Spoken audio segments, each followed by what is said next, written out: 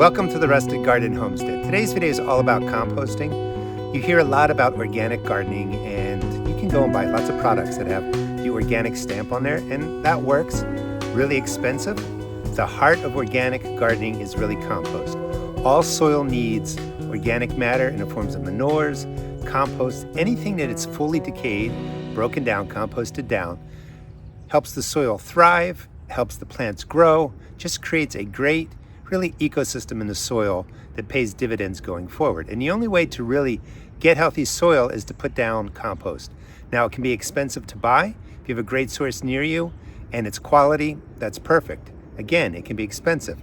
If you have the room, I highly recommend getting started just building simple 4-foot by 4-foot compost bins. I have a lot of videos on that. I will put them in the video description. But today I want to talk about how do you get the materials. So if you only have grass is green, and if you make a big pile of grass, of course you know how smelly it gets if it just sits there. You have to mix in browns like leaves and greens, grass, and that will heat up a pile, that will help it break down, and you can really get compost in using the hot composting method in about 90 days. I want to show you how you can just dry grass for a couple of weeks. That will become your brown. Then you can use your green grass clippings, layer it, and you can get compost really quickly. Now, I'm never in a rush to really get compost in 90 days, so I'll show you a couple different ways you can compost using leaves, all the material you see right there, and you just kind of build the bins, you let them sit, and a year to 2 years, you have plenty of compost. If you have enough room and you have several bins, once you get started, you really end up with an endless supply. And that's what I highly recommend to people, is before you even build your beds or get started, as long as you have the room, build your compost bins and just put in organic matter. So let's take a look at some of the beds I have around here, actually some of the compost bins I have around here, and then I'll show you how to use grass, dried grass, to really make a hot compost. I have 4 compost bins like this, then a couple other stations. This is just really a combination of leaves, garden debris, yard waste, grass clippings, and I just throw everything in here. It's a cold composting process, which means it's just going to slowly break down over time. Again, if you mix in fresh greens like green leaves, green grass, green weeds with browns, dried organic matter, it heats up to well over 140 degrees.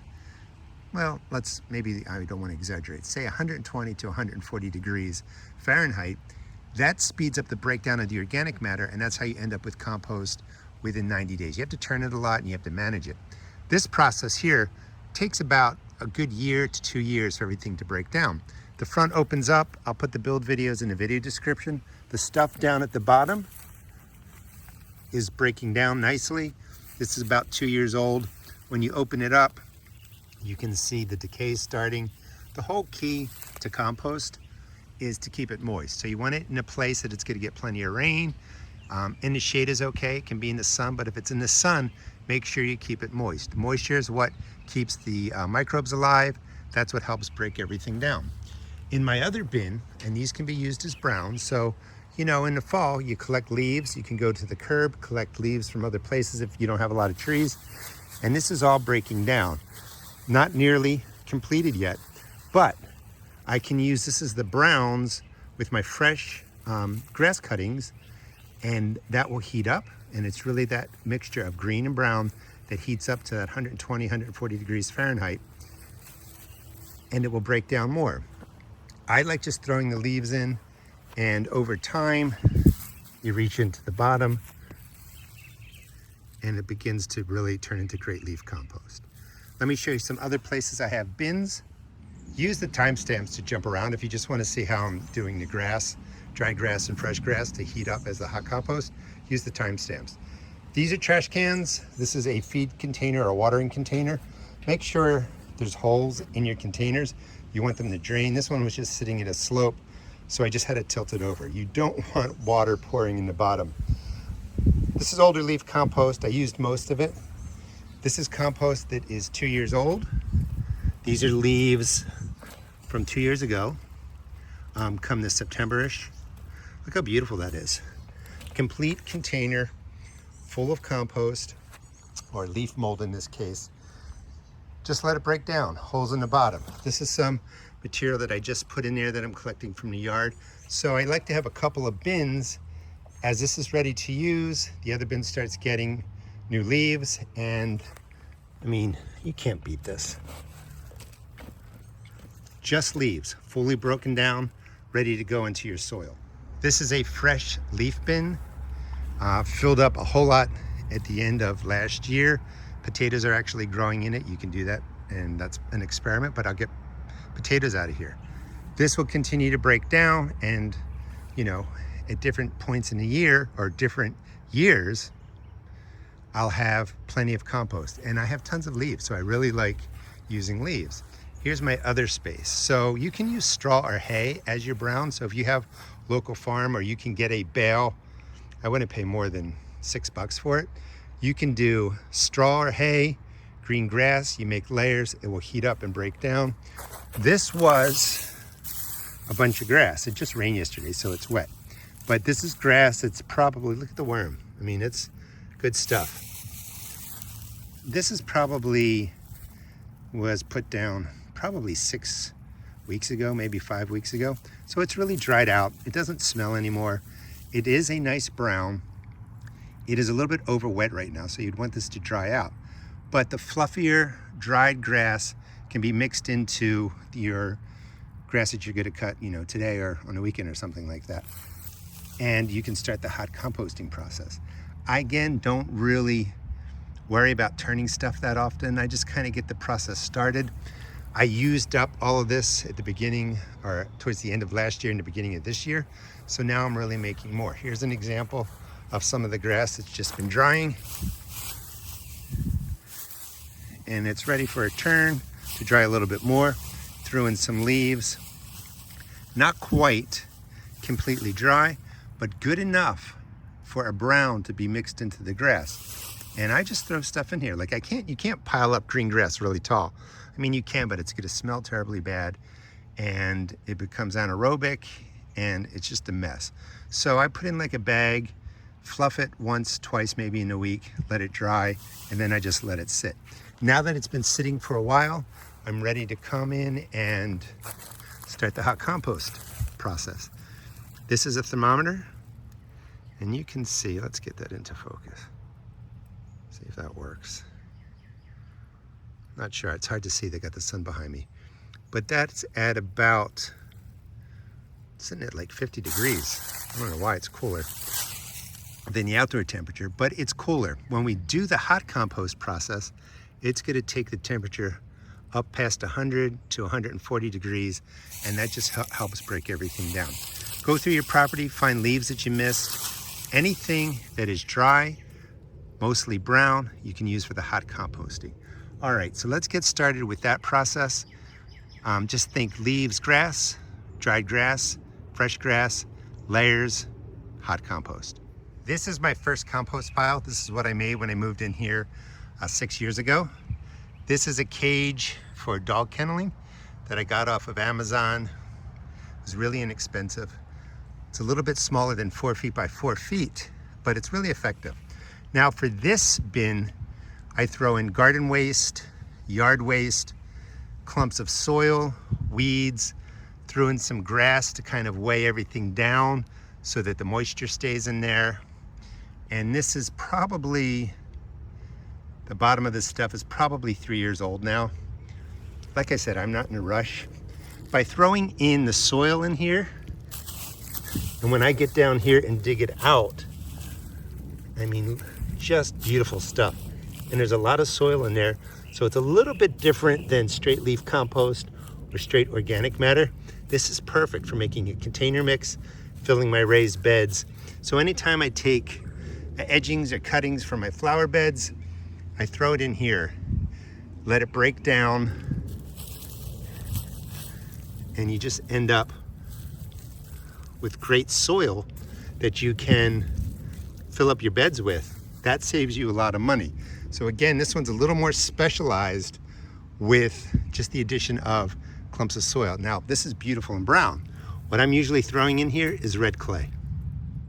I'm going to show you the easiest way to make compost. And again, it's based on space. If you have the space, I really do encourage you to get started. We're not going to use these bins today. You don't even need to build anything. You just need a space. So there's about 3.3 feet in 1 meter, so you can convert. Generally speaking, you can just create a pile. This is the beginning of the pile to show you the entire layering process, and we'll talk about really how do you construct it. So minimum, you want about 4 feet by 4 feet. This is probably 4 feet by 6 feet.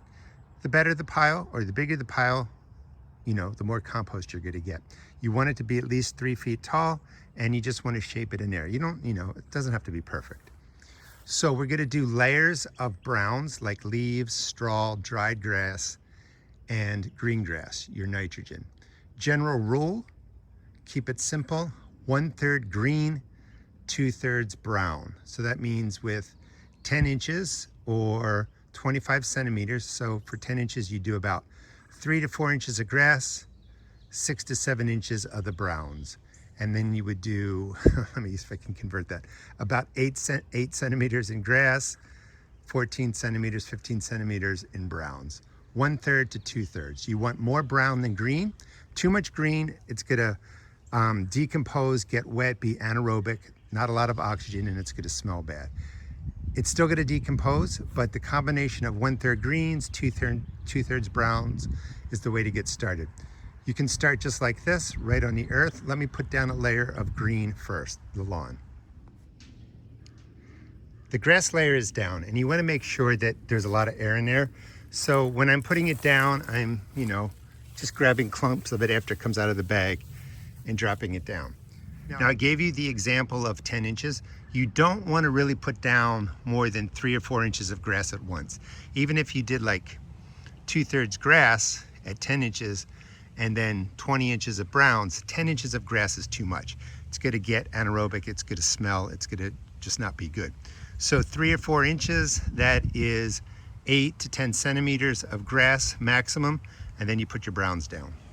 I'm going to empty out these containers for my browns, combination of leaves, pine needles, dried grass, and I'm just going to build the big pile here for the sake of the video. And please subscribe and follow me. I'll show you how this breaks down over this year.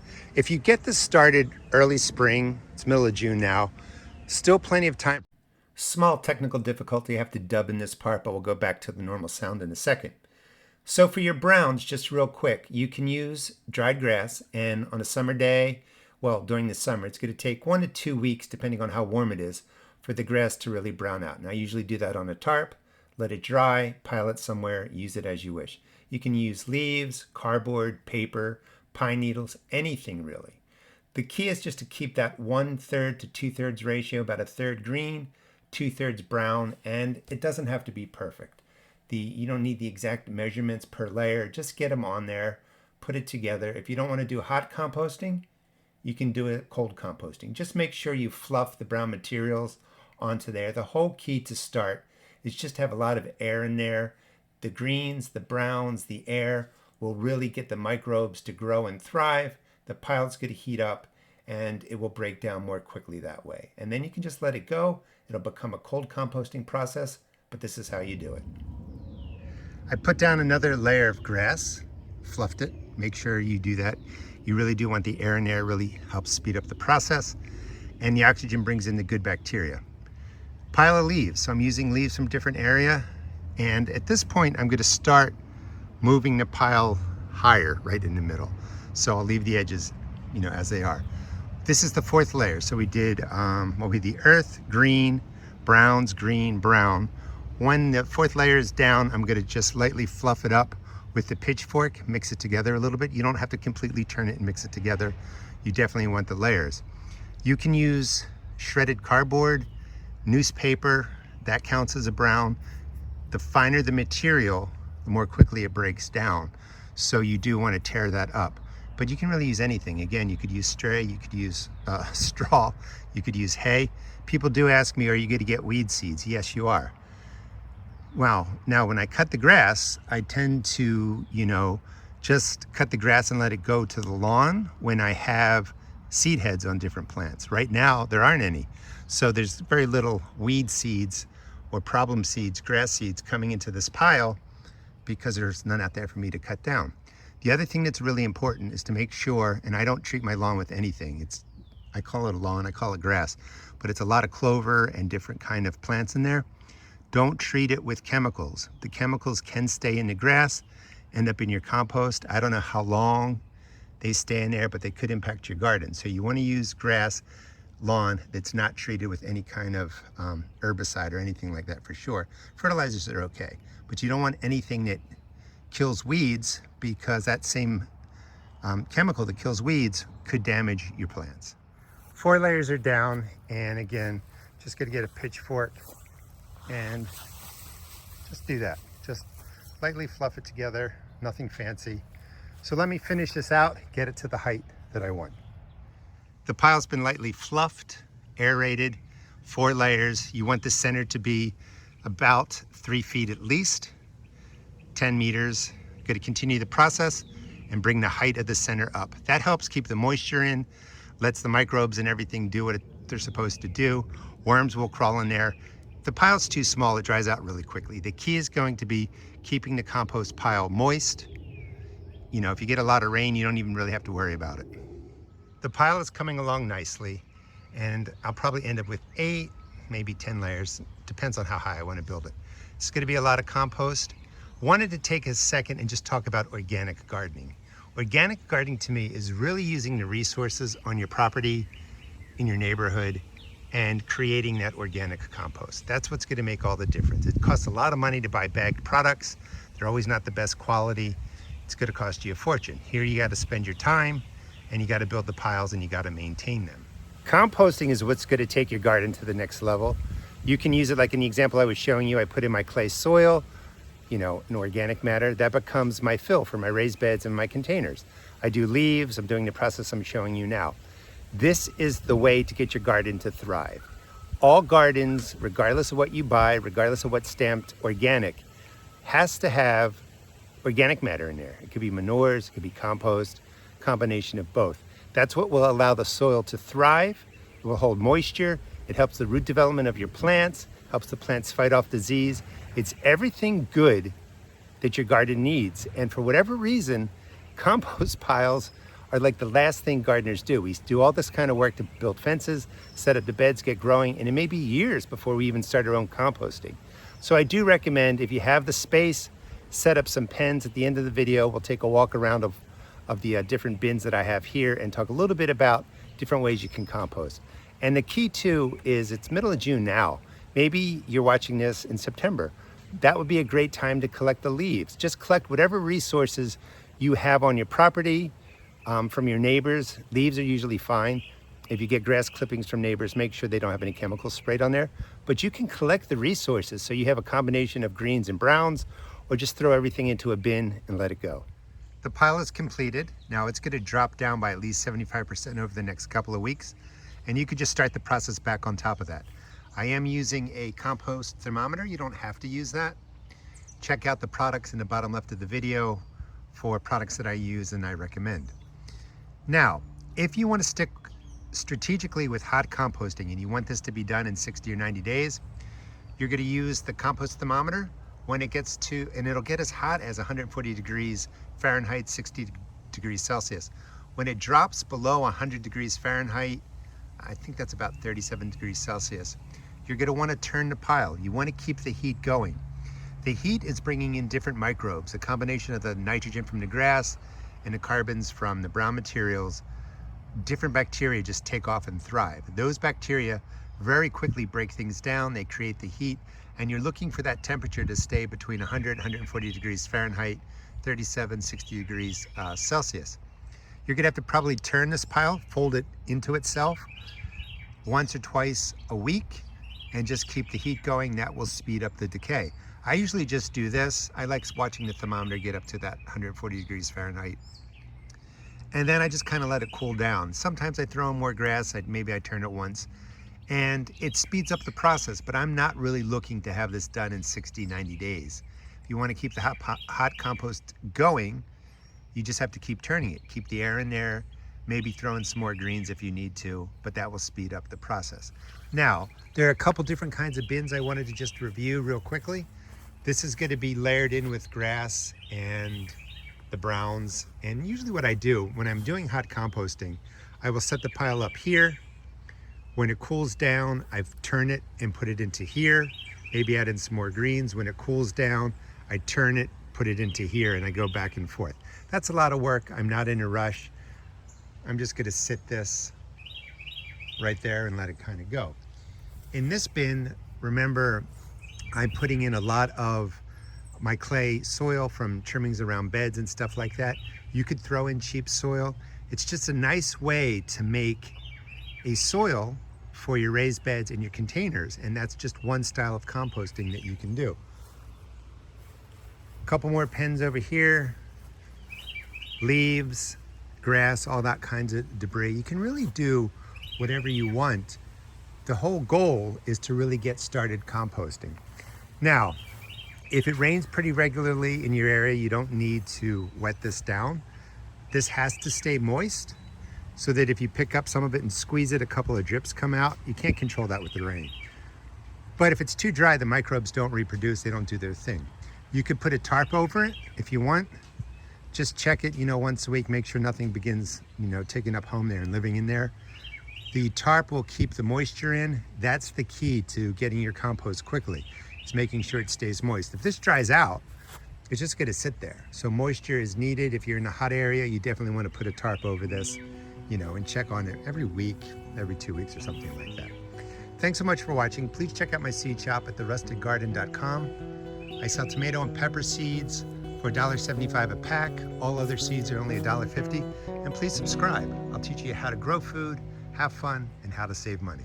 Thanks so much for watching.